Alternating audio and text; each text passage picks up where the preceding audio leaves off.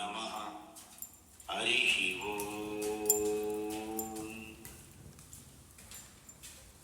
వసుదేవసుతం దేవం కంసచానూరమర్దనం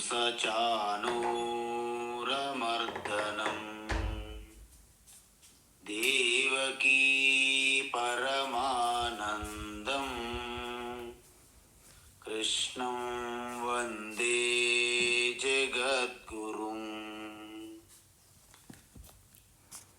తీర్వా మోహార్ణవం హత్వా రాగద్వేషాదిరాక్షసాన్ సీతా శాంతి సమాయుక్తా ఆత్మా రామో విరాజతే. ఆత్మా రామో విరాజతే. ఆత్మస్వరూప బంధుఘన భగవద్గీత జ్ఞానయజ్ఞంలో భాగంగా అత్యంత ఘట్టం, ముఖ్యమైనటువంటి సాధన అవస్థ ధ్యానం, నిధిధ్యాసనం. ఈ నిధిధ్యాసనంలో ధ్యానం యొక్క స్వరూపం చూసాము. అంతకుముందు డైలీ మన నిత్య జీవితంలో ఎటువంటి జాగ్రత్తలు తీసుకోవాలి చెప్పాము. వాటిని బహిరంగ సాధనలు అంటారని కూడా చెప్పాము. ధ్యానం చేసే ముందు తీసుకునే జాగ్రత్తలని అంతరంగిక సాధనలు అంటారని కూడా చెప్పాము. తరువాత ధ్యాన స్వరూపాన్ని 3 రకాలుగా చెప్పాము. ధారణ, ధ్యానము, సమాధి. ఈ మూడింటిని ధ్యాన స్వరూపంగా చెప్తాం. అయితే ఇప్పటి వరకు మనము ధ్యాన స్వరూపం చూసాం. మనం ఏం చేస్తుంటామంటే మనం ఊహించుకుంటాం, అన్ని విడిచిపెట్టేశాను అనుకుంటాం. దేవాలయంలోకి వెళ్ళి తన మన ధన సబ్ కుచ్ తేరా అని అర్పిస్తుంటారు. అంటే ఏంటి? తన అంటే తన శరీరము, మనస్సు, ఇంద్రియములు, బుద్ధి, ధనము, సబ్ కుచ్ అన్నీ కూడా హే భగవాన్, హే భగవతి తల్లి నీకు అర్పిస్తున్నాను అంట.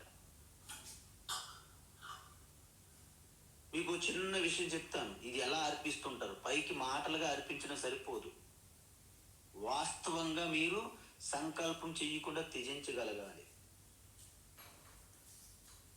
ప్రతిరోజు ఉదయం వెళ్ళి కాళీమాత ఎదురుగా తన మన ధన సబ్ కుచ్ తీరా నీకు అన్నీ అర్పించేస్తున్న తల్లి, నన్ను నీలో లయం చేసుకో, నన్ను నీలో లయం చేసుకో అని ఒక భక్తుడు ప్రతిరోజు అంటున్నాడంట. ఎక్కడ? కాళీమాత దేవాలయంకి వెళ్ళి అమ్మవారి ఎదురుగా తల్లి నన్ను నీలో లయం చేసుకో, లయం చేసుకో అంటున్నాడంట. ప్రతిరోజు సేమ్ అదే. అక్కడ ఉన్నటువంటి పూజారి గమనించాడు ఆయన్ని.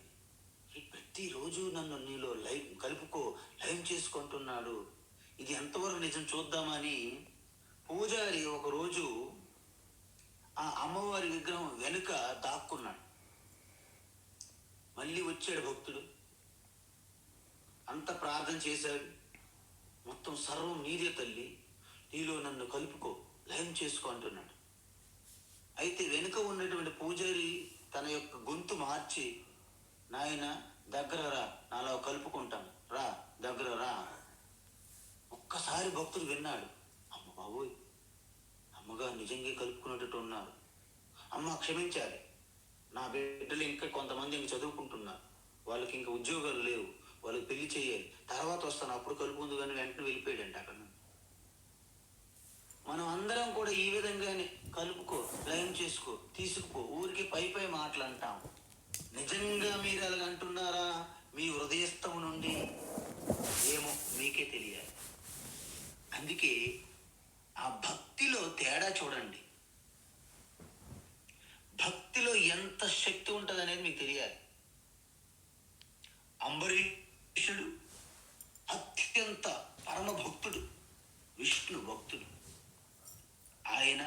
ఇక్ష్వాకు వంశీయుడు. ఆయన భక్తికి ప్రసన్నుడైనటువంటి విష్ణు అంట సుదర్శన చక్రం ఇచ్చారు ఆయనకి, చక్రాన్ని, సుదర్శన చక్రాన్ని. దానికి పూజ చేస్తూ ఏకాదశి ద్వాదశి వ్రతాలు చేస్తూ, అలాంటి వ్రతాన్ని కూడా పూర్తి స్థాయిలో కానివ్వకుండా ఒక పరీక్ష అనుకోండి. దూర్వాసునికి అంబరీషుని జరిగినటువంటి వృత్తాంతంలో కథలో మీకేం తెలుస్తుందంటే చివరికి భక్తి అంటే నిజమైనటువంటి తపనతో పవిత్రమైన భక్తికి భగవంతుడు కూడా దాసోహం అంటాడు అన్నమాట. ఎందుకంటే ఆ కథలో బ్రహ్మ శివ విష్ణు ఎవరు కూడా రక్షించలేరు దూర్వాసుని. చివరికి అంబరీషుడే రక్షించాలి, అంబరీషుడిని శరణు వేడుకొని అందరూ చెప్తారు. భక్తిని ప్రదర్శించాడు అంబరీష్. అందువలన భక్తి ముందు భగవాను కూడా మీకు శరణ అంటారు. అది భక్తి. కౌను కహతే భక్తి మే శక్తి నహి. కౌన్ కహతే, ఎవరు చెప్తున్నారండి భక్తి మీద శక్తి లేదని? తుమ్ మేరా కే జైసా ఓ భక్తి నహి అంటే బహుశా మీది మేరా మాత లాంటి భక్తి కాదేమో, శబరి మాత లాంటి భక్తి కాదేమో, అంబరీష్ లాంటి భక్తి కాదేమో చూసుకోవాలి మనం. అందువలన ఇలాంటివి ఉంటాయి మనం త్యాగం. అలా పై పై కాకుండా వాస్తవంగా మనస్సులో ఏమీ ఆశ కోరికలు పెట్టుకోకుండా సంకల్పం త్యాగం చెయ్యాలి. ఇది ముఖ్యమైన విషయం. ఈ విధంగా మనము ధ్యాన స్వరూపములో మీరు సమాధిలో ఉన్నప్పుడు మీకు కలిగే ప్రయోజనం ఏమిటి? ఎందుకంటే మనకు అది ఇంపార్టెంట్ కదా అన్నిటికంటే. అయితే శ్రవణము మననము ద్వారా మనకి జ్ఞానము కలుగుతుంది. ధ్యానము ద్వారా మీకు జ్ఞానం రాదు. బయట కొంతమంది చెప్తుంటారు ఏదైనా సరే బ్రహ్మజ్ఞానం రావాలంటే సమాధిలోకి వెళ్ళాలి. సమాధి ధ్యానములో మీకు జ్ఞానం రాదు. అది మరేమొస్తుంది? మీకు గురు శాస్త్రము ద్వారా జ్ఞానం వస్తే ఆ జ్ఞానం యొక్క ఫలం అంటే ప్రయోజనం సిద్ధిస్తుంది ధ్యానం ద్వారా. ఎందుకు? మనకి జ్ఞానం ఉంటుంది కానీ ఆ జ్ఞానం ప్రయోజనం మనము నిత్య జీవితంలో పొందలేకపోతున్నాము. ఎందుకు స్వామీజీ ఎందుకు పొందలేము అంటే మన సమస్య జ్ఞానం సమస్య కాదు. మన సమస్య అనేక జీవితాల్లో అనేక జన్మల్లో నుంచి తెచ్చుకున్నటువంటి అలవాట్లు, వాసనలు ఉన్నాయి చూడండి. ఈ శరీరం నేననే కొన్ని జన్మల్లో నువ్వు అలాగా అంటుకొని వచ్చావు. ఆ వాసనలు బ్యాక్గ్రౌండ్లో ఉన్నాయి. మీ జ్ఞానం మీకు తెలుసు, నేను ఆత్మ ఎరుకుని. ఎందుకంటే జాగ్రత్త అవస్థలోను స్వప్నంలోను గాఢ నిద్రలో నేనున్నాను కాబట్టి నేను బాగా నిద్రపోయాను సుఖంగా అనే విషయం మీకు తెలుస్తుంది నిద్ర నుంచి మేల్కొన్న తర్వాత. ఆ జ్ఞానం ఉంటే సరిపోదు, ఆ జ్ఞానం యొక్క ఫలం మీకు కలగాలి నిత్య జీవితంలో. అంటే ఎన్నో జన్మలు సంవత్సరాలుగా పాతుకుపోయిన అలవాట్లని మీరు బయటికి నెట్టేయాలి. ఎందుకంటే మీ అందరికీ తెలుసు, చెప్పాను నేను, మనం అలవాటుగా ఎంత కాలం నుండి మనం చేస్తూ వస్తుంటామో మనకు తెలియకుండానే మనం అటు వెళ్ళిపోతుంటాం. మీ ఇల్లు రీకన్స్ట్రక్షన్ చేశారు, ఎవరో వచ్చారు వాస్తు బాగులేదు అన్నారు. అయితే అక్కడ వంటగది సైడ్ ఏమో దేవుడి గది వచ్చింది, దేవుడి గది సైడ్ ఏమో ఇంకోటి వచ్చింది, వాష్రూమ్ వచ్చింది, ఏవో వచ్చాయి, మార్చారు. కొన్ని సంవత్సరాల నుండి మీరు పాటించుకుంటూ జీవిస్తూ అలా లేచిన వెంటనే మీరు వాష్రూమ్కి వెళ్ళాలనుకున్నారు అనుకోండి, అక్కడ వంటగది ఉండొచ్చు. ఎందుకు? మార్చారు కాబట్టి. మీకు జ్ఞానం ఉన్నది కానీ అలవాటు. ఈ విధంగా ఈ అలవాటును కూడా మనము పూర్తిగా మార్చుకోగలిగితే అప్పుడు ఏమవుతుంది?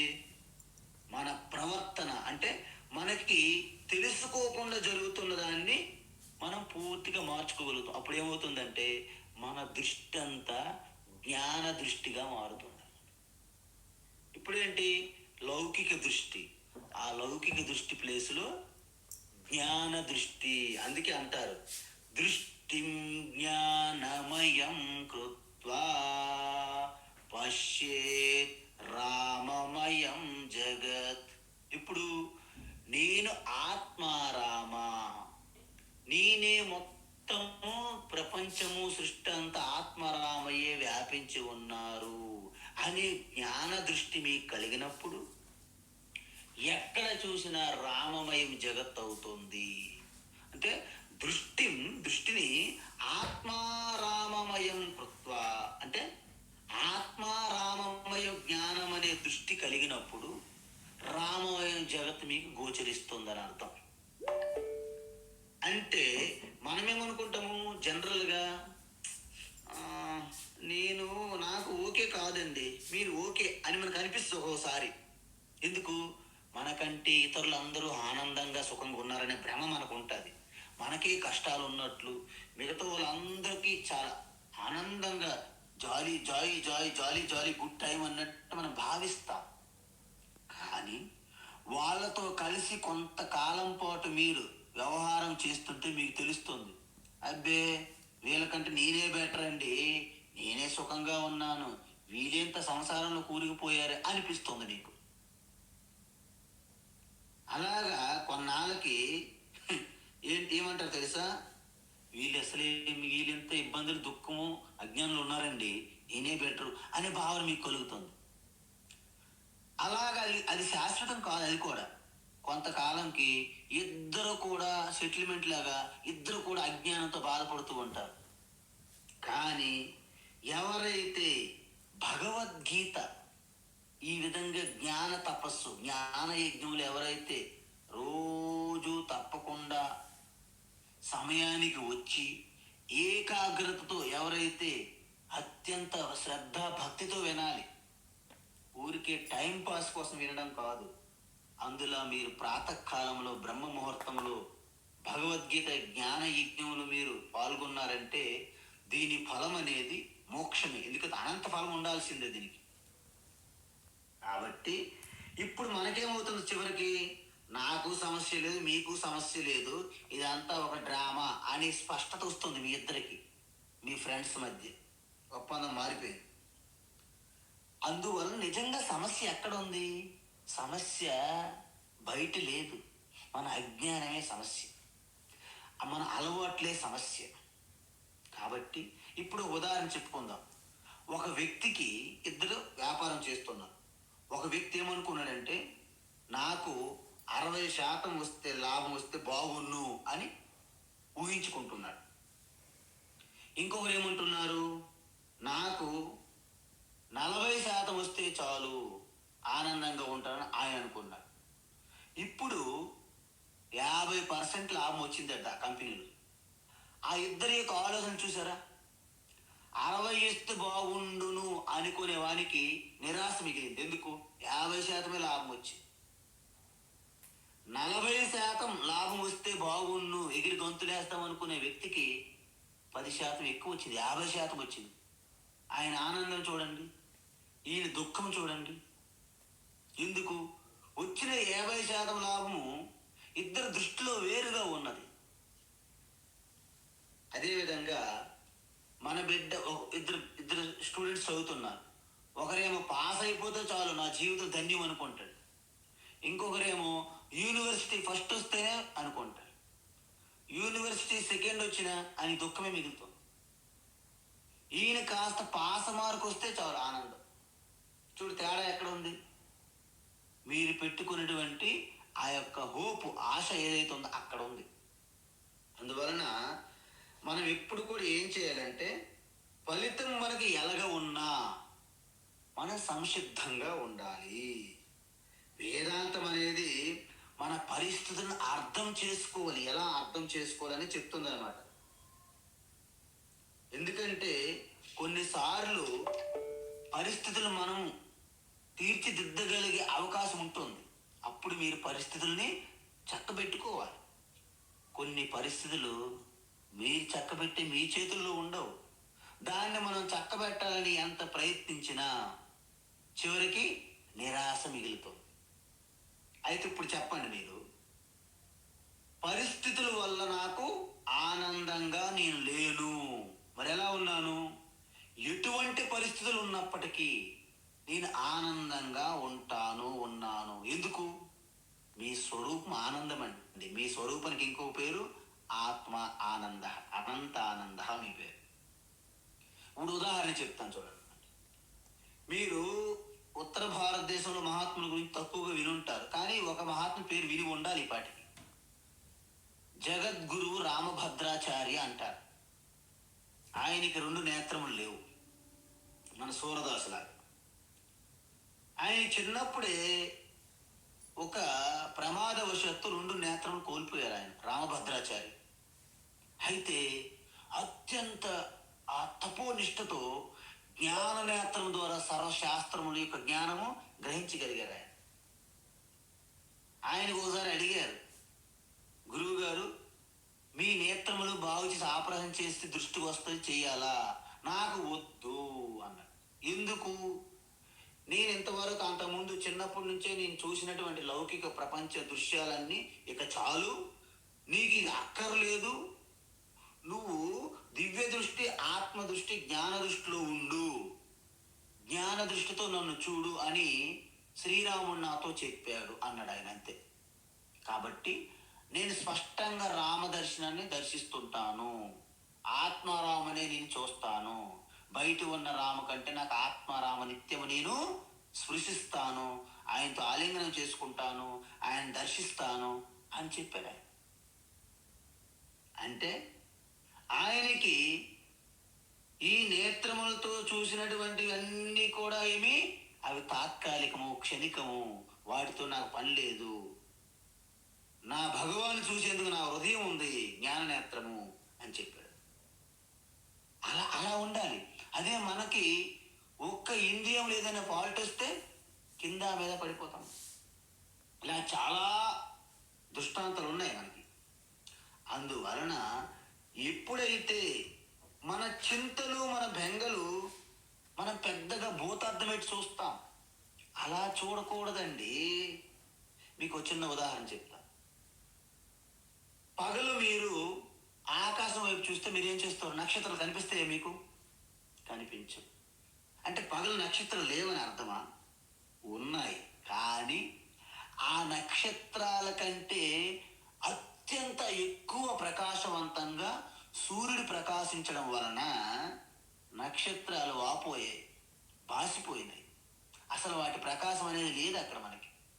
కానీ రాత్రిపూట నక్షత్రాలు స్పష్టంగా ఉంటాయి. నక్షత్రాలు వచ్చిపోయేవి కాదు, ఎప్పుడు అక్కడే ఉన్నాయి, అలాగే ప్రకాశిస్తున్నాయి. కానీ పగలకి రాత్రి తేడా ఏమిటి? పగలు సూర్యుని యొక్క ప్రకాశం డామినేట్ చేసింది అనమాట వాటికంటే. అదేవిధంగా ఎప్పుడైతే గీత ధ్యానం, గీత అధ్యయనం వలన మీ ఆత్మస్వరూప తత్వం అనే ఆ జ్ఞాన జ్యోతి సూర్యుని వలె ప్రకాశించినప్పుడు మీకు చిన్న చితక సమస్యలు నక్షత్రాల వలె మినుకు మినుకు మినుకు మంటున్నా మీకు వాటి వలన ఏమి ఒరగదు, తరగదు, కరగదు. అర్థమైందా? అందువలన భగవద్గీత మీకు కొత్తగా ఎటువంటి ఎక్స్ట్రా కొమ్ములు, రెక్కలు ఎగిరిపోవడానికి ఏమివ్వదు. మీ యొక్క దృష్టిని చెక్ చేస్తుంది, మీ యొక్క వాస్తవిక మీ స్థితిని మీకు తెలియజేస్తుంది, అర్థం చూపెడుతుంది భగవద్గీత. అంటే భగవద్గీత మీరు చీకట్లో నడిచి వెళ్ళాలనుకుంటే భగవద్గీత ఒక 5 బ్యాటరీలు ఉన్న టార్చ్ లైట్ మీ చేతికి ఇస్తుంది. 3 బ్యాటరీలు కాదు, 5 బ్యాటరీలు. జితేంద్రులు అనమాట. 5 ఇంద్రియులు మీరు జయించారని అర్థం. అప్పుడు మీకు ఆ టార్చ్ లైట్ అంతా చీకటితో మీకేం సంబంధం? ఆ విధంగా ఆ యొక్క పరిచ్ఛిన్నమైనటువంటి వ్యక్తి, అంటే ఒక చిన్న వ్యక్తి జీవితంగా ఉన్న మీలో అనంతమైన పరమాత్మ స్వరూపం మీకు బోధపడుతుంది. నేనే పరమాత్మ స్వరూపాన్ని అని. దీన్నే ఆ యొక్క పరమాత్మ యందు లయమవడం అంటారు. దీన్ని నిర్వికల్ప సమాధి అంటారు. అయితే ఈ విధంగా ఎప్పుడైతే, అంటే జ్ఞానికి కొంతమంది అంటారు జ్ఞానికి మనస్సు ఉండదండి. జ్ఞానికి మనసు ఉండడం కాదు, ఉంటుంది, అందరికీ మనసు ఉంటుంది. కానీ జ్ఞాని మనసు పూర్తిగా పరమాత్మ చింతనతో నిండిపోవడం వలన ప్రశాంతంగా వెన్నవలే ఉంటుంది అనమాట, తేలిగ్గా, స్పాంజ్ లాగా. అందువలన మనకి ఏమంటారంటే అశాంతస్య మనః భారం. అశాంతితో కూడుకున్న మనస్సు ఒక పర్వతం లాంటిదట. మీకు బరువు అయిపోయింది మీ మనస్సు మీకు. కానీ అదే మనస్సులో ఆ కంటకాలు తీసేసి ఆ చెడు సంకల్పాలు మీరు తీయగలిగితే, దానిలో శుద్ధమైన దివ్యమైన పరమాత్మ చింతన పెట్టగలిగితే, అదే మనస్సు మీకు ఒక బోటు వలె మీ గమ్యాన్ని దాటిస్తుంది. ఇంతకుముందు చెప్పారు భగవాన్, సర్వం జ్ఞానప్లవేనైవ వృజినం సంతరిష్యతి. జ్ఞానప్లవం అంటే జ్ఞానం అనే బోటు, వృజినం అంటే అనేక పాపాలను కూడా మీకు దాటేస్తుంది జ్ఞానం అనే పడవ. అందువలన మనమేమంటాము, మన భవిష్యత్తుల గురించి ఆలోచించుకొని ఊహించుకొని మనము భయపడిపోతాము. అయితే మరి జ్ఞానికి భవిష్యత్తు లేదా? మరి జ్ఞానికి భవిష్యత్తు తెలియదా? జ్ఞానికి భవిష్యత్తు తెలుసా? ఏంటి విధం అంటే, జ్ఞానికి కూడా భవిష్యత్తు తెలియాల్సిన అవసరం లేదు. కానీ ఆ భవిష్యత్తు ఎలా ఉన్నా దానికి ఎదుర్కొని సిద్ధంగా ఉండే, సంసిద్ధంగా ఉండే మనో నిగ్రహము, ఆత్మవిశ్వాసము, ఆత్మస్థైర్యము, అది ఆయన ముందు పొందారు, సంపాదించారు. అందువలన నిధిధ్యాసనం అంటే మీకు ఇప్పుడు మళ్ళీ చెప్తున్నాను, ఏంటి, మనస్సుని పూర్తిగా చంపేయడం కాదు, మనస్సు ఎంప్టీగా శూన్యం చేయడం కాదు. మరేంటి? మరి నిధిధ్యాసన ద్వారా మహిమలు సిద్ధులు పొందడం కూడా కాదు.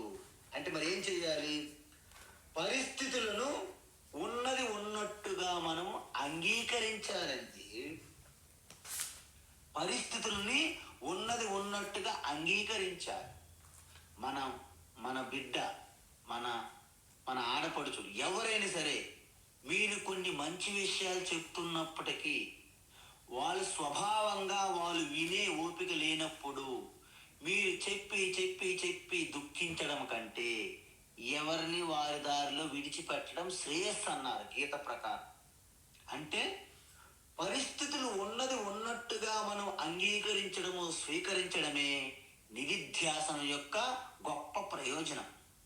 అందుకే మీరు అందరూ చూడండి, ఒక చిన్న కథ మీ అందరికీ తెలిసింది. భాగవతములో ఆఖరికి శ్రీకృష్ణ పరమాత్మ అవతారం చాలించే ముందు యాదవులందరూ ఒకరినొకరిని చంపుకుంటూ అలా మరణిస్తున్నారు, కొట్టుకుంటున్నారు ఒకరికొకరు. మీ అందరికీ తెలుసు, అది గాంధారి శాపమని. అయితే కృష్ణ పరమాత్మ ఒకరినొకరిని అలా చంపుకుంటుంటే ఒక చెట్టు దగ్గర కూర్చొని అలాగా సినిమా చూస్తున్నారు.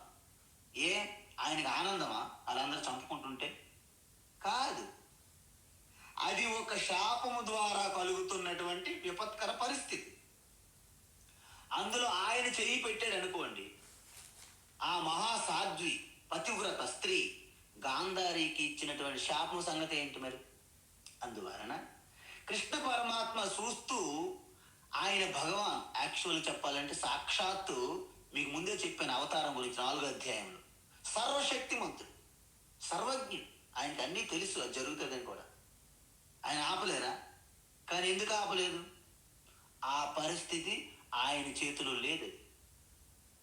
అందువలన ఆయన అంత తన కళ్ళ ముందే జరుగుతున్నప్పటికీ, తన కళ్ళ ముందే ద్వారకా సముద్రంలో మునిగిపోతున్నప్పటికీ ఏమి చేయలేదు. అలాగ జస్ట్ సాక్షిభూతంగా ఉన్నారు. ఎందుకు? ఆ సాక్షిభూతంగా ఉండడం అనే మార్పు ఎక్కడ వచ్చింది? నేను అనంత ఆనంద స్వరూపాన్ని, చిదానంద స్వరూపాన్ని, నా చిదానంద స్వరూప ఆకాశంలో ఇది ఒక బుడగ లాంటిది ప్రపంచము. ఈ జ్ఞానం వలన మీకు అసలు ఎటువంటి విపత్కర పరిస్థితి అనేది లేదు. ఎవరో చెప్పాలి, సినిమాల్లో సీరియల్లో మాట్లాడుకోవాలి. ఎందుకంటే మీలో ఏమీ కలగడం లేదు. మరి అటువంటి ధ్యానం మీకేంటి? చిదానంద రూప శివోహం శివోహం. మరి అటువంటి ధ్యానం వల్ల ఏం కలిగింది? ఇప్పుడు లాభం చెప్తున్నారు. ఏంటి అంటే ఉత్తమం సుఖం ఉపైతి. ఉపైతి అంటే పొందడం. ఉత్తమం సుఖం అంటే అనంతమైన సుఖం, అనంత ఆనందం. ఎప్పుడు వస్తుంది మీకు? ప్రశాంత మనసం.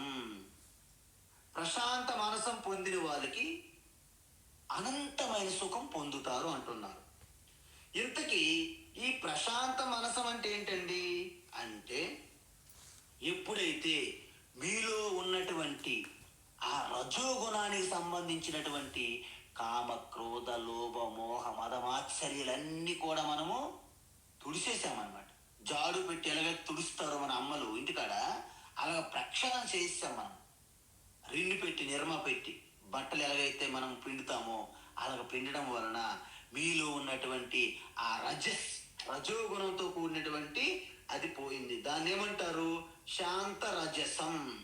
శాంత రజసం అంటే రజోగుణానికి సంబంధించినటువంటి ఆ మలం అనేది పోయింది. తర్వాత ఏమన్నారు? అకల్మషం. అకల్మషం అంటే మీలో ఉన్నటువంటి తమోగుణం సంబంధికమైనటువంటి అబద్ధకం, అనిద్ర, ఆలస్యము, ఇప్పుడు కూడాను అత్యంత ఇటువంటి వివేకం, బుద్ధి ఆలోచించకపోవడం, అంధ అనుకరణ, భయము, భీతి, ఇవన్నీ కూడా తమోగుణము లక్షణాలు. అందుకే మనకి ఇవి 3 వృత్తులు అంటారు. ఏంటి? ఎప్పుడైతే మీ మనస్సులో ఉన్నటువంటి ఆ రజోగుణం సంబంధించినటువంటి ఈ ఘోరం, దీన్ని ఘోర వృత్తి అంటారు మహాత్ములు. అంటే నేరాలు, ఘోరాలన్నీ రజోగుణము, తమోగుణంలోనే జరుగుతాయి. వెరీ డేంజరస్ ఫెలోస్ వాళ్ళందరూ. మధు, కైటబ లాంటివి అనమాట. 2 శుంభ నిశుంభ అంటారు వాటిని. ఇద్దరు జోడి అనమాట, రాగద్వేషం. కాబట్టి ఎప్పుడైతే ఆ రజో తత్వము, ఆ వృత్తి పోయిందో, తమో వృత్తి పోయిందో, మీలో సాత్విక వృత్తి ఏర్పడుతుంది. దాన్ని శాంత, ప్రశాంత మనసం అంటారు. ఈ ప్రశాంత మనసంలోనే మీరు జ్ఞాన నిష్ఠలో నిలబడాలంటే దాన్ని వాడుకొని ఆత్మచింతనలో మీరు బిజీ చేయాలి. దాన్ని పూర్తి నిమగ్నం అవ్వాలి. అప్పుడు మీ యొక్క ఓల్డ్ పర్సనాలిటీ మారిపోతుంది. మీరు చెప్పండి, ఒక ఇల్లు మనం పూర్తిగా మార్చాలంటే ప్రతి ఇటుక కూడా తీసి మనం కొత్తగా మళ్ళా అమర్చాలి, కొత్తగా మళ్ళా మనము నిర్మించాల్సి ఉంటుంది. ఒక పంట వేయాలంటే పాత పంట మొత్తము వేళ్ళతో పాటు నాశనం చెయ్యాలి. ఒక పెయింటింగ్ వేయాలంటే పాత పెయింటింగ్ అంతా మనము తీసేయాల్సి ఉంటుంది. కాబట్టి మీరు అల్పమైన జీవులుగా మీరు జీవిస్తున్న మీరు ఒక అనంతమైనటువంటి శక్తి కలిగిన పరమాత్మ స్వరూపంగా మీరు పరిణితి చెందాలంటే ఈ మాత్రం మూల్యం మనము చెల్లించాల్సిందే. అంటే ఈ రాగద్వేషాలు, ఈ యొక్క చెడు సంకల్పాలు, ఈ యొక్క ఈర్ష్య, అసూయ, ద్వేషాలు అన్నీ కూడా పూర్తిగా పోవాలి. అవి ఒక్కసారి ఒక రోజులో పోయేది కాదు. ఎందుకు? ఇవన్నీ జన్మ నుంచి మనము సంపాదించుకున్నాం. కాబట్టి మెల్లగా పోవాలంటే రెగ్యులర్గా మీరు నిధిధ్యాసన చేయాల్సి ఉంటుంది అన్నమాట. అలా వస్తే మీకు ఒక విషయం చెప్తాను. మనకి ఆలోచనలే మన సంసారము, ఆలోచనలే మనకి మోక్షం అన్నారు మహాత్ములు, ఋషులు. ఎందుకు? ఏ ఆలోచన వచ్చి మిమ్మల్ని బయటికి లాగేస్తుందో ఆ ఆలోచనల వల్ల మీకు ప్రమాదం. ఏ ఆలోచన మిమ్మల్ని లోపలికి అంతరంగంగా తీసుకెళ్తుందో ఆ ఆలోచన మీకు మోక్ష మార్గాన్ని చూపెడుతుంది. అంతర్ముఖ సమారాధ్య బహిర్ముఖ సుదుర్లభ. లలితాదేవి లలిత సహస్రనామంలో ఇది ఉన్నది, ఈ వాక్యం. మీరు ఎప్పుడైతే అంతర్ముఖంగా ఉంటారో నేను మీకు దర్శనమిస్తాను. మీరు బహిర్ముఖంగా వెళ్తే మీకు ఇది దుర్లభము, అసాధ్యం అని చెప్పారు. అందుకే ఎప్పుడైతే ఈ జ్ఞాని అంటే నిధిధ్యాసనం పూర్తిగా ఎవరైతే ప్రయత్నపూర్వకంగా చేస్తారో ఆ తర్వాత సునాయాసంగా ప్రయత్నం లేకుండే మీరు ఎలాగైతే శ్వాస మీరేమైనా ప్రయత్నం చేస్తున్న రోజంతా మీరు శ్వాసని ప్రయత్నం చేసుకున్న శ్వాస పీల్చుకుంటున్నారా? లేదు, సహజంగానే శ్వాస జరుగుతుంటది. మీ గుండె కొట్టుకుంటుంది, మీరు రోజు గుండె వెళ్ళి పంపగా కొడుతున్నారా? వెళ్ళి లేదు, సహజంగానే జరుగుతుంది. ఈ యొక్క నేనే చిదానంద రూప శివ అనేది సహజంగా మీకు కలిగిన రోజున మీరు సహజ సమాధి స్థితిలో ఉంటారు. అప్పుడు మీకు ఈ సృష్టి అంత ఒక స్టేజ్ మీద వేస్తున్న డ్రామా లాగా ఉంటుంది, సినిమా లాగా ఉంటుంది, స్వప్నం వలె భాషిస్తుంది. అందుకే దీన్ని దీర్ఘ స్వప్నం అన్నారు మహాత్ములు. జగత కల్పన జీవ కల్పన, జగత కల్పన జీవ కల్పన, మొత్తం కల్పన దీర్ఘ స్వప్నం అన్నది. కాబట్టి ఈ విధంగా ఎప్పుడైతే జ్ఞాని తన యొక్క మనస్సులో వచ్చిన ప్రతి ఆలోచన ఆ యొక్క పరమాత్మ యందు ఎప్పుడైతే సంధిస్తాడో ఆయన మనస్సు తేలికైపోయి వెన్నపూస వలె అయిపోతుంది మనస్సు. ఎప్పుడు వెన్నపూస అయిపోతుందో అప్పుడు ఏమవుతుందో తెలుసా?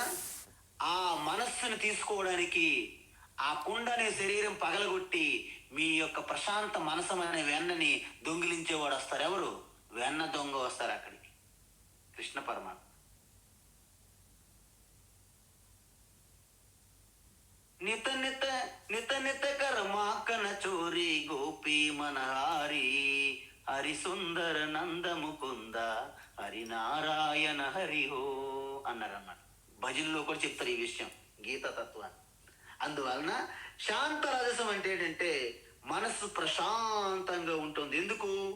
మీకు అత్యంత భయంకరంగా ఇటు అటు మనల్ని లాగేసి పడేసి కింద తోసేసి ఆ ఘోరమైన రాజసిక వృత్తి నాశనం అవుతుంది. అదేవిధంగా అకల్మషం, కల్మషం అంటే మీకు తెలుసు, ఈ ఎంత కల్మషి అండి, ఎంత కపటి అండి అంటారంటే పాపము. కల్మషం అంటే చెడు, మోహము, తామస వృత్తి. అవి లేనప్పుడు మనస్సు పూర్తిగా ప్రసన్నత పొందుతుంది. దాన్నే అకల్మషం శాంత రజసం అంటారు. అప్పుడు ఏమవుతుంది? అనంతమైనటువంటి శాంతి సుఖం పొందుతారు. ఎవరు? యోగులు. ఎవరైతే నిధిధ్యాసనం చేస్తున్నారో వాళ్ళు పొందుతారు. అయితే అలా పొందకుండా మనం కేవలము నిధిధ్యాసనం చేస్తేనే పొందుతాము, ఇక జ్ఞానంతో పని లేదనుకుంటే, మనం ముందే చెప్పాను నేను, ఒక స్ప్రింగ్ పైన అడుగు పెట్టి మీరు అలాగ పట్టి వస్తే మీకు అణిగి ఉంటుంది, కాలు తీసిన వెంటనే పోతుంది. కాబట్టి ధ్యానములో ఉన్నప్పుడు అదే అనంత సుఖం ఉండాలి, ధ్యానం నుంచి బయటకు వచ్చినప్పుడు కూడా అనంతమైన సుఖం మీకు ఉండాలి. సుఖం ఎప్పుడు? ఆ అనంత ఆత్మ సుఖం వచ్చేది పోయేది కాదు. మరి విషయాలు, వ్యక్తుల ద్వారా, వస్తువుల ద్వారా మనకు కలుగుతున్న సుఖము వాటిపైన ఆధారపడి ఉంటుంది. అవి ఉన్నంత వరకు ఉంటుంది, అవి లేకపోతే పోతుంది. కానీ ఇది మీ స్వరూప సుఖం, ఎప్పుడు మీతోనే ఉంటుంది. అలా ఉండడం వలన ఏమవుతుంది? అలా చేసే యోగులు ఏమవుతారు? బ్రహ్మభూతం అంటే బ్రహ్మతో ఐక్యం, అంటే ఆత్మతో ఒకటి. ఎందుకు? కెరటముగా నేను కెరటం వేరుగా ఉన్నాననే భ్రమ. నీరు కంటే కెరటం ఎప్పుడైనా వేరుగా ఉంటుందా? చెప్పండి నాకు. బంగారం కంటే బ్రేస్లెట్, ఆభరణం, నెక్లెస్, చైను ఏదైనా వేరుగా ఉంటుందా? లేదు. బ్రేస్లెట్ వచ్చి మీ దగ్గరికి, నేను బంగారంతో లయమయ్యాను అంటే ఏమనుకుంటారు మీరు? నవ్వుతారు. నీ ముఖం, నువ్వు ఎప్పుడు బంగారమే కదా. మరి అదే మనమే, నేను బ్రహ్మతో లయమయ్యాను. అప్పుడు ఋషులు ఏమంటారు కదా, నవ్వుతారు. నీ ముఖం, మీరు ఆల్రెడీ ఇప్పుడు బ్రహ్మస్వరూపం, ఆత్మస్వరూపులే కదా, లయమవ్వడం ఏంటి అంటారు. అందువలన దాన్ని బ్రహ్మభూతం అంటే ఏంటంటే, ఇక నేను అంత ఆత్మస్వరూపంగా వ్యాపించి నేనే ఉన్నాను, నాకంటే వేరు రెండవది ఏమీ లేదు అనే ఆ స్థితిని బ్రహ్మభూతం అంటారు. అప్పుడేమిటి? ఉత్తమం సుఖం ఉపైతి, దాన్ని బ్రహ్మానంద స్థితి. ఆ ఎరుకే నిశ్చలానందము, బ్రహ్మానందము, బ్రహ్మానందం అది. కాబట్టి ఇప్పుడు ఏదైతే విషయం చెప్పారో 27వ శ్లోకంలో, 28వ శ్లోకం కూడా దానినే కొనసాగిస్తున్నారు భగవాన్. ఎందుకు? మీ ఆత్మ నిష్ట వలన మీ కలిగే ప్రయోజనము మీకు పూర్తిగా అవగాహన ఉండాలి. దాన్ని కొనసాగిస్తున్నారు మళ్ళీ 28వ శ్లోకంలో కూడా. అయితే ఇది కూడా చాలా అద్భుతమైన శ్లోకం. యుంజన్నేవం సదాత్మానం, యుంజన్నేవం సదాత్మానం, యుంజన్నేవం సదాత్మానం, యోగీ విగత కల్మషః, యోగీ విగత కల్మషః, యోగీ విగత కల్మషః, సుఖేన బ్రహ్మ సంస్పర్శం, సుఖేన బ్రహ్మ సంస్పర్శం, సుఖేన బ్రహ్మ సంస్పర్శం, అత్యంతం సుఖమశ్నుతే, అత్యంతం సుఖమశ్నుతే, అత్యంతం సుఖమశ్నుతే, యుంజన్నేవం సదాత్మానం, యోగీ విగత కల్మషః, యుంజన్నేవం సదాత్మానం, యోగీ విగత కల్మషః, యుంజన్నేవం సదాత్మానం, యోగీ విగత కల్మషః, సుఖేన బ్రహ్మ సంస్పర్శం, అత్యంతం సుఖమశ్నుతే, సుఖేన బ్రహ్మ సంస్పర్శం, అత్యంతం సుఖమశ్నుతే, సుఖేన బ్రహ్మ సంస్పర్శం, అత్యంతం సుఖమశ్నుతే. ఉత్తమం. సో 27, 28 కూడా ఆ యొక్క ఆత్మజ్ఞానం తర్వాత నిధిధ్యాసనం ద్వారా ఆత్మనిష్ట అంటే జ్ఞాననిష్టలో ఉండడం వలన, దాని వలన వచ్చే ఆ నిర్వికల్ప సమాధి స్థితి నుండి వచ్చే ఆ ఫలం ఏదైతే ఉందో అనంత సుఖము, దాని గురించి ఈ శ్లోకంలో కూడా కొనసాగిస్తున్నారన్నమాట. ఏంటి?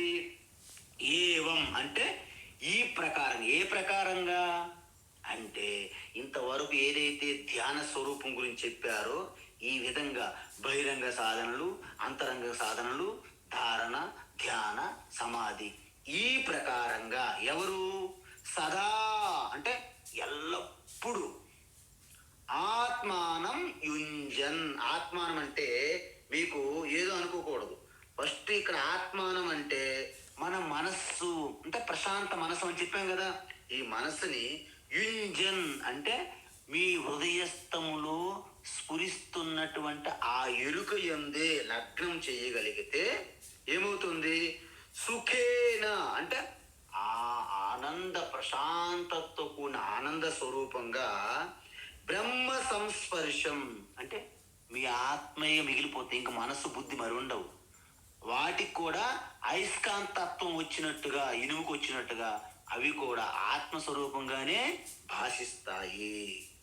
ఆ విధంగా ఇప్పుడు యోగి విగత కల్మష. విగత కల్మష అంటే ఏంటంటే విగతము అంటే పోవడం, కల్మషాలంటే మీ నుండి ప్రక్షాళన జరగడం అనమాట అన్ని. అందువలన బ్రహ్మ సంస్పర్శం అత్యంతం సుఖం అంటే ఆత్మతో ఎప్పుడో ఒక్కసారి మీకు టచ్, ఒక్కసారి మనసు వెళ్ళి ఆత్మని ఇలాగ టచ్ అయింది అనుకోండి, అక్కడ ఇంక నో మోర్ మనస్సు అనమాట. మనసు మరి లేదు, ఆత్మస్వరూపంగానే మారిపోతుంది. ఈ సుఖం అనేది అత్యంతం సుఖం, అంతము కాదు. దానికి ఆది లేదు, అంతము లేదు. ఎందుకు? నా స్వరూపం కాబట్టి. నీ స్వరూపం అంటే ఏంటి? నేను ఎప్పుడూ ఉంటాను. శరీరం రాకముందు ఉన్నాను, శరీరంతో ఉన్నప్పుడు ఉంటాను, శరీరం పోయినప్పుడు కూడా ఉంటాను. కరెంట్ అక్కడ ఉన్నది. బల్బు పెట్టకముందు కూడా కరెంట్ ఉంది, బల్బు పెట్టినప్పుడు వెలుతురుగా వస్తూ కరెంట్ ఉంది. బల్బు ఎగిరిపోయింది, ఫీజు ఎగిరిపోయి బల్బు పగిలింది, అయినప్పటికీ కరెంట్ ఉంటుంది, బల్బుతో సంబంధం లేదు. సో ఈ విధంగా ఎప్పుడైతే మనం ఉత్తమం సుఖం అని ఇంతకుముందు చెప్పారు ఉపైతి, ఇక్కడ ఏంటి? అత్యంతం సుఖం అశ్నుతే. ఈ పదాలే తేడా. కాబట్టి రెండు అంతకుముందు శ్లోకము ఈ శ్లోకము ఒకే విధానాన్ని తెలియజేస్తుంది. ఏంటి? జ్ఞాననిష్ట ఫలం.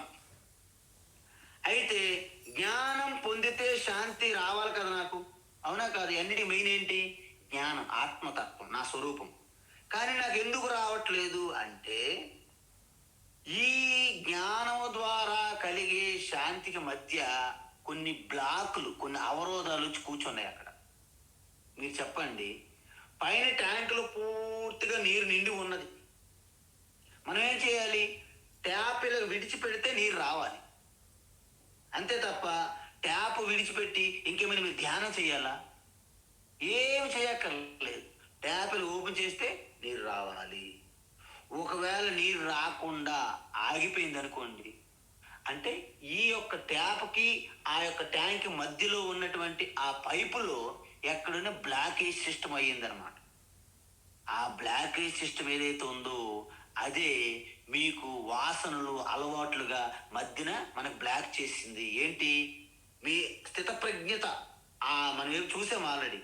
మీ ఆత్మస్వరూప జ్ఞానం తెలుసుకున్నారు, మీకు అర్థమయ్యింది, చిదానంద రూప శివ నేనే అని తెలిసింది. కానీ ఆ జ్ఞానం యొక్క ఫలం, ప్రయోజనము నిత్య జీవితంలో మీకు కలగట్లేదు. కారణం మధ్య కొన్ని ఆటంకాలు ఉన్నాయి. ఆ ఆటంకాలు పోవడానికి మనం ఏం చేశాము? నిధిధ్యాసనం చేస్తున్నాం అన్నమాట. అప్పుడు మెల్లమెల్లగా రోజు రోజుకి, ఎందుకంటే ఒకే రోజు రాత్రి స్వామీజీ నీ నిధిధ్యాసనంలో కూర్చొని పూర్తిగా బ్రహ్మానందం వచ్చిన వరకు నేను ధ్యానం నుంచి బయటికి రాను, అలా కాదు. సదా అన్నారు. ఏంటి? ప్రతిరోజు చేయమని అడుగుతున్నారు దీని గురించి. అందువలన ప్రయత్నపూర్వకంగా చేస్తే త్వరలోనే మీకు అభ్యాసంగా మారి మీకు అప్రయత్నంగా ఆ ధ్యానములో నిలబడగలుగుతారు. అంటే ఇక్కడ యోగి అంటే ఎవరు? నిధిధ్యాసనం చేసే మీరు అన్నమాట. మీరే యోగి, యోగులు, యోగినీలు మీరు. అయితే దీనికోసం ఎంతకాలం పాటు చెయ్యాలి? ఏ విధంగా వస్తుంది మార్పు ఆయనలో అంటే, ఏవం ఆత్మానం సదాయుంజన్. ఇప్పుడు మీరు విషయం చెప్పండి, మనకు కాలుకో చెయ్యికో ఏదైనా రోగం వచ్చింది అనుకోండి, మనము డాక్టర్ దగ్గరికి వెళ్తాము, మెడిసిన్స్ లేకపోతే ఒక ఆయింట్మెంట్ లేకపోతే స్ప్రే ఏదో ఇస్తారు, తొందరగా అవుతుంది.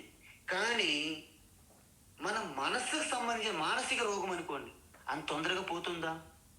అది సూక్ష్మం, దానికి చాలా టైము, శ్రద్ధ పడాలి. అంటే ఇక్కడ కూడా మన సమస్య సూక్ష్మమైనది, బయటకు కనిపించేది కాదు.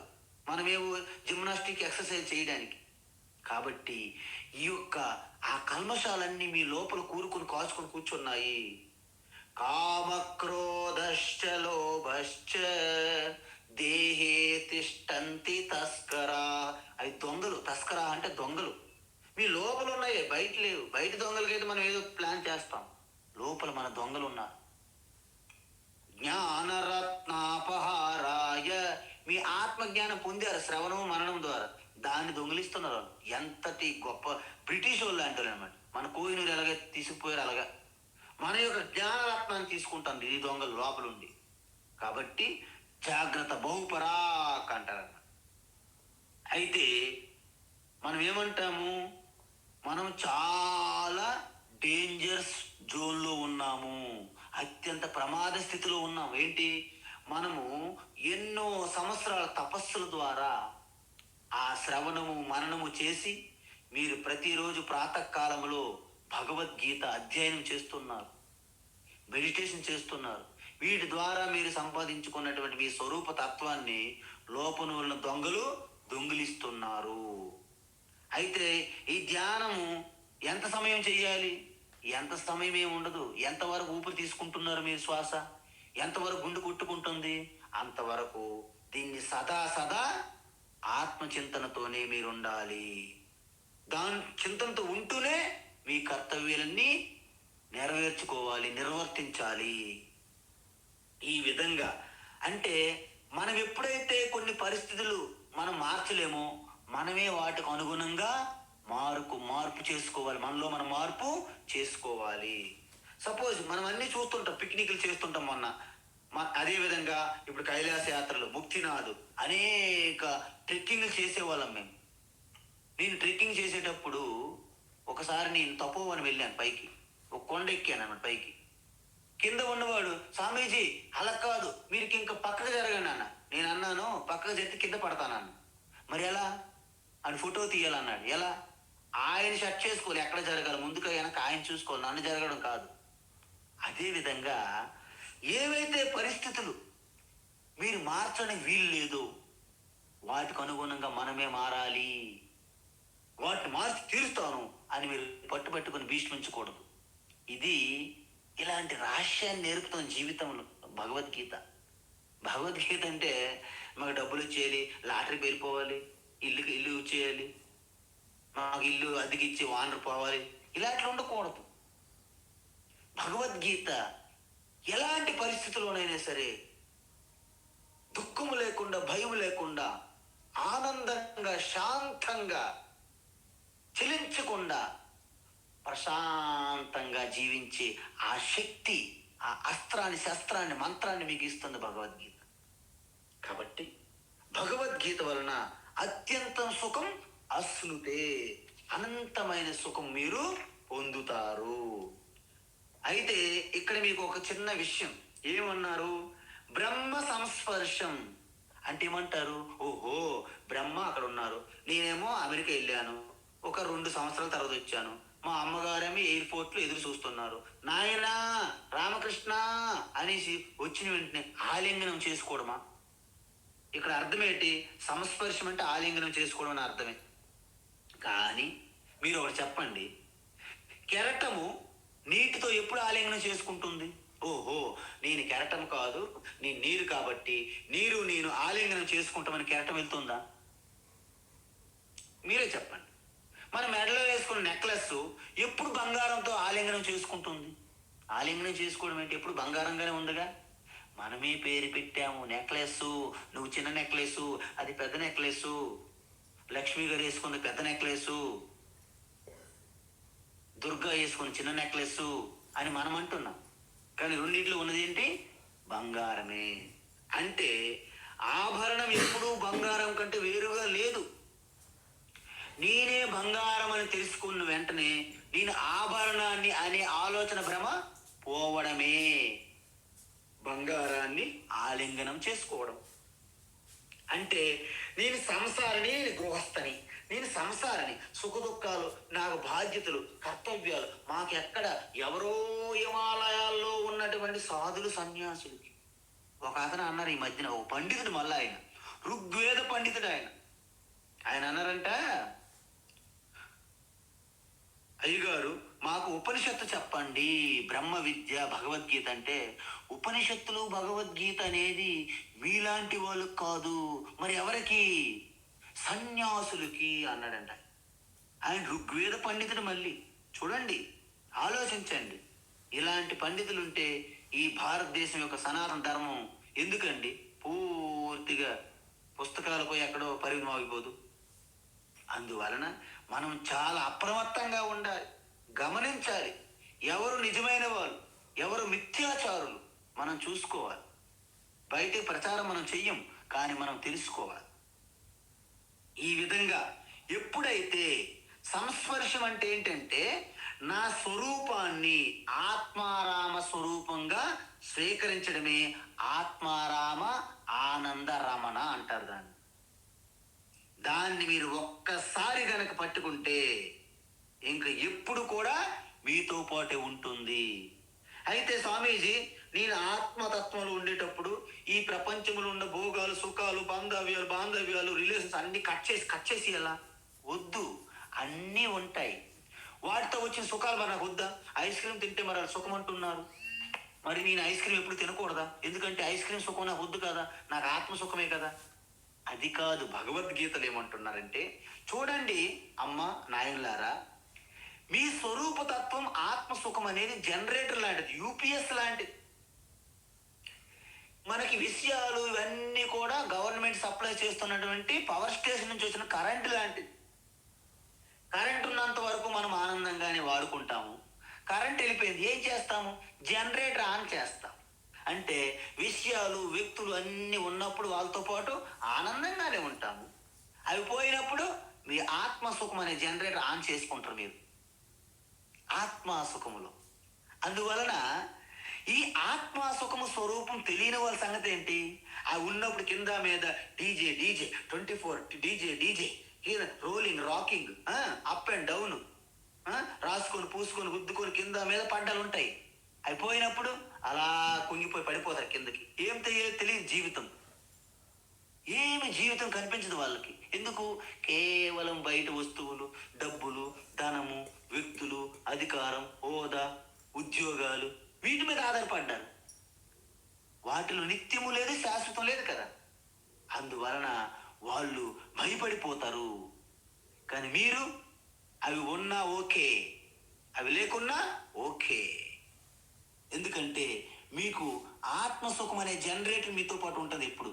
అది ఎప్పుడు ఆ జనరేటర్కి ఎప్పుడు మీరు మళ్ళీ రిపేర్ చేయక్కర్లే, అది శాశ్వతం, నిత్యం. అలా చేస్తే అప్పుడు మీకేమవుతుంది? మీ స్వరూప తత్వములో ఎప్పుడూ ఉంటారు. బయట వస్తువులు ఉన్నప్పుడు ఉంటారు, అవి లేనప్పుడు ఉంటారు. వ్యక్తుల చుట్టూ ఉన్నప్పుడు ఆనందమే, వాళ్ళు లేకపోయినా ఏకాంతంలో ఆత్మస్వరూపులు ఉంటారు. యోగరతో వా భోగరతో వా సంగరతో వా సంగవిహీన్ యస్యే బ్రహ్మ నిరమతే చిత్తం నందతి నందత్యేవా. భజ గోవిందం గోవిందం భజ మోడమతే. యోగరతో వా భోగరతో సంగరతో వా సంగవిహీన్ యస్యే బ్రహ్మ నిరమతే చిత్తం నందతి ఏవా. అంటే అర్థము అంటే యోగరతో వా భోగరతో వా, వస్తువులు, అంత లగ్జరీ, సదుపాయాలు, మొత్తం అన్ని ఫెసిలిటీస్, కంఫర్ట్స్ ఉన్నప్పుడు కూడా ఆనందమే, ఆత్మానందం ఉంటుంది. మరి యోగంతో అవన్నీ విడిచిపెట్టినప్పుడు కూడాను ఆ నిధిధ్యాసనం, నిర్వికల్ప సమాధి, సహజ స్థితి, దాంట్లో కూడా నిత్య బ్రహ్మానందంగా ఉంటారు. సంగరతోవా, చుట్టూ మొత్తం మన బంధువులు, చుట్టాలు, మిత్రులు అందరూ ఉన్నప్పుడు కూడాను సుఖంగా, ఆనందంగా ఉంటారు. ఎవరు లేనప్పుడు కూడా ఆనందంగా ఉంటారు. ఎందుకు? ఆత్మలో మీరు కనెక్ట్ అయిపోయి అనుసంధానం అయి ఉన్నారు. ఒక్కసారి గనక దానికి కనెక్ట్ అయిపోతే, మనము త్రాగే నీరు రిజర్వాయర్ గురించి చూసాం మనం. యావా నర్ద ఉదపానే సర్వత సంప్లుతోదక చెప్పాం కదా. ఆ విధంగా మీరు రిజర్వాయర్ కనెక్ట్ అయిపోతే బోరుతో మీకు పని లేదు. ఇప్పుడు ఆ అసలైనటువంటి స్థితి రేపు చెప్తున్నారు. కాబట్టి ఇక్కడ వరకు ఈ యొక్క ధ్యానం వలన ఫలం అనేది మీరు స్మరించుకోవాలి. హరి ఓం తత్సత్. సర్వం శ్రీకృష్ణార్పణమస్తు.